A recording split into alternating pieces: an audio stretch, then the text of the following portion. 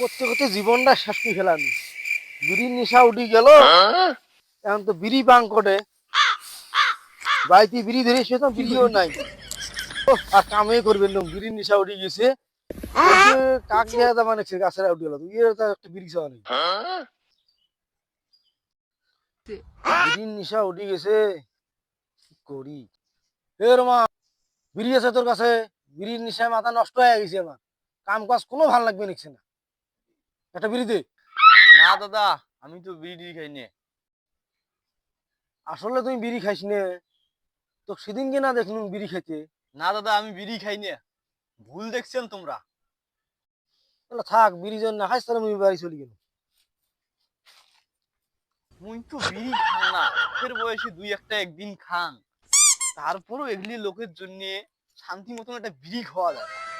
তো শিখে চাপায় আসি মুই বিড়ি খান, তারপরেও এগুলি লোকের জন্য শান্তি নেই। ও, কি শান্তি পানু বিড়ি খায়া।